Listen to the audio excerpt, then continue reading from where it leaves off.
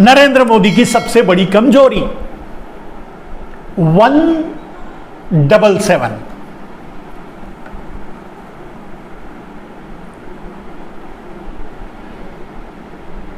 अब वो पैसा मेरे दोस्त आज भी मैं अनुत्तरित हूं, वो पैसा गया कहां।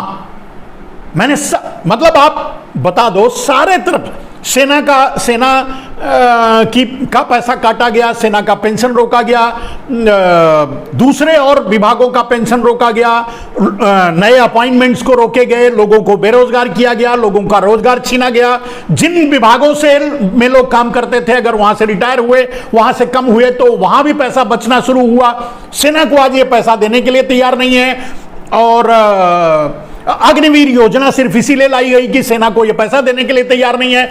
देश के पास सेना के दुख को देने के लिए, इनके पास सेना को देने के लिए पैसे नहीं है। अगर ये सारी बातें सही हैं मेरे दोस्त, तो फिर अडानी को पैसा कहां से दिया जा रहा है? वो किसके बाप का पैसा है जो अडानी को दिया जा रहा है?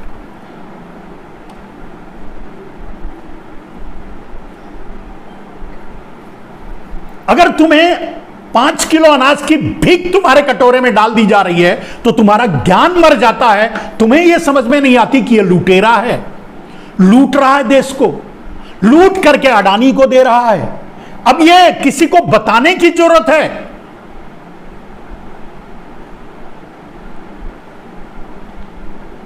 खेल अडानी का, इसीलिए मोडानी काल कहा जा सकता है, अमृत काल नहीं। ये मोडानी काल है, आपातकाल है। अब जो भी इसके लिए सवाल कर रहा है उसको जेल भेजा जा रहा है। राहुल गांधी पहले शिकार हैं, राजनीतिक शिकार इस नाम पे।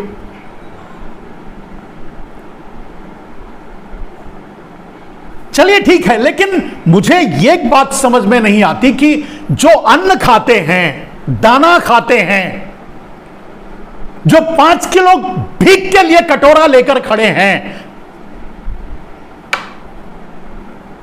उनको यह बात समझ में क्यों नहीं आती कि उनकी जेब के सारे पैसे निकाल लिए गए, उनको कंगाल कर दिया गया और अडानी को दिया गया, अडानी को दिया जा रहा है। अडानी को उन्हें तकलीफ नहीं हो रही है। किस तरह के आप इंसान हैं? आप इंसान हैं भी या नहीं है? मोहतरमा आती हैं, बहादुर शाह आते हैं, सब अपनी अपनी बात कहते हैं, मेरे समझ में नहीं आता। और मीडिया में आके खूब सफाई देते हैं, कानून अपना काम करेगा। कानून काम कर रहा है, चलो कानून काम करेगा। तो कानून को नहीं पता है क्या कि अडानी ने क्या किया? आज अडानी के नाम लेने से आएगा, अगर अडानी का कोई नाम ले ले तो नरेंद्र मोदी ऐसे भड़कते हैं जैसे लाल कपड़ा देखकर कोई सांड। क्यों भाई?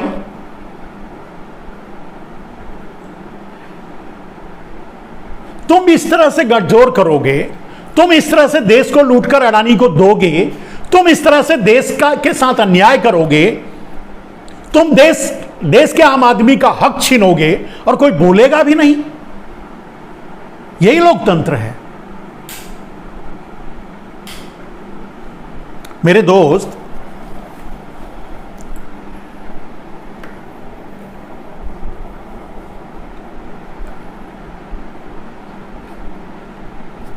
ये सवाल हर आदमी, भारत का हर एक नागरिक, अगर वो जिंदा है, मुर्दा है तो मैं नहीं कह सकता।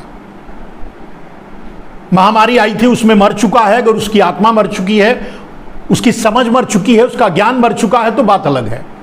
हर आदमी के लिए यह सवाल है कि आखिर इतने पैसे जो मैंने बताया कि सब जगह से तो आया ही, महंगाई से लूटा गया, लोगों की जेबों से लूटा गया, हर तरह से आम आदमी को लूटा गया।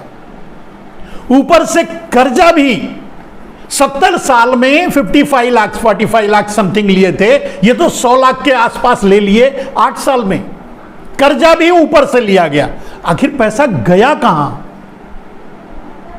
किसकी जेब में गया? और जिसकी जेब में गया उसकी जेबें फटी जा रही हैं, वो उस पैसे के बोझ के नीचे दबा जा रहा है और ये दुनिया देख रहा है। उसके बाद भी नरेंद्र मोदी ये कहना चाहते हैं कि आंखें बंद कर लो, चुप रहो, मत बोलो, मत पूछो। क्यों भाई?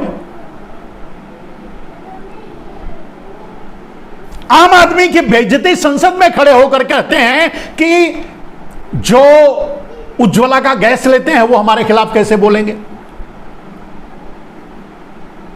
जो 1000 रुपया 500 रुपया जो देते हैं किसानों को महीने का या 6 महीने का जो भी, वो हमारे खिलाफ कैसे बोलेंगे? मेरे समझ में नहीं आता। 5 किलो का जो मुफ्त अनाज ले रहे हैं वो हमारे खिलाफ कैसे? इतनी बड़ी बेइज्जती सह करके भी आम आदमी क्यों नहीं जागता, उसकी नींद क्यों नहीं उड़ती, उसको बात समझ में क्यों नहीं आती?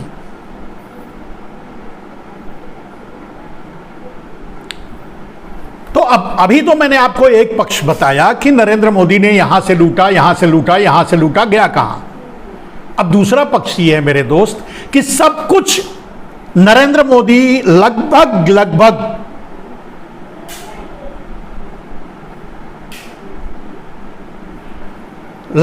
300 लाख करोड़ से ज्यादा नरेंद्र मोदी ने इस देश को लूटा। लूटा तो क्या करते? अगर लूटा तो कहां ले जाते, क्या करते? आप खुद सोच के बताओ। नरेंद्र मोदी ने इस देश को विदेशों में जो जमा था उससे हिस्सेदारी ली। जैसे ए के पास जमा था 50,000 करोड़ रुपया, तो 25,000 करोड़ रुपया बोले मुझे दे दो, नहीं तो जेल में जाओ। तो 25 करोड़ रुपया दे दिया। लिए कैसे? तो भाई मैं एक नाम देता हूं, उसे ट्रांसफर कर दो, विनोद अडानी के अकाउंट में ट्रांसफर कर दो।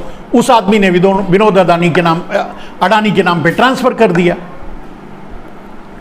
अब इस तरह से विनोद अडानी जैसे बहुत से लोग हैं, हजारों लोग हैं, तो विनोद अडानी के नाम से ट्रांसफर हो गया। अब इस तरह से 300 लाख करोड़ नरेंद्र मोदी को ब्लैक मनी की जो हिस्सेदारी मिली वो ट्रांसफर करके विनोद अडानी जैसे लोगों के अकाउंट में जमा करवाया विदेशों में।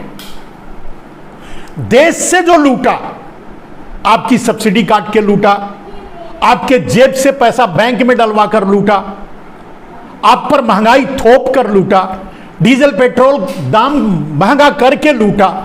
इस तरह से जो लूटा वो भी विनोद अडानी जैसे लोगों के नाम से विदेशों में जमा करवाया। अब इसका प्रूफ क्या है? आप बोल रहे हैं ये कैसे आप कह सकते हैं? तो प्रूफ यही है कि स्विस बैंक या दूसरे विदेशी बैंक खुद कह रहे हैं कि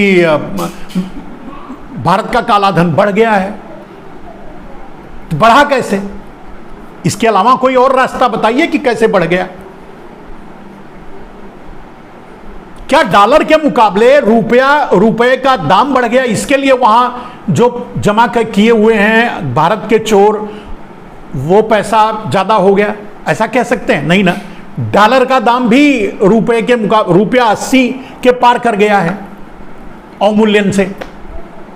कौन सा कोई एक रास्ता बताइए कि जिससे यह कहा जा सकता है, जस्टिफाई किया जा सकता है कि विदेशी बैंकों में जो काला धन बढ़ा है वो इस माध्यम से आया होगा। तो सीधा मतलब है कि क्योंकि इतने दिनों तक, जब से नरेंद्र मोदी 8 साल से सत्ता में आए हैं, 2014 के बाद से तथाकथित कुछ आतंकवादियों, मतलब आप जानते हैं कि उसमें टेररिस्ट भी हैं उनकी सरकार में, तो उनके मैं बता रहा हूं कानून के अनुसार वो अभी जमानत पर ही होंगे, अभी तो सजा नहीं सुनाई गई है, तो लीगली वो टेररिस्ट ही हैं।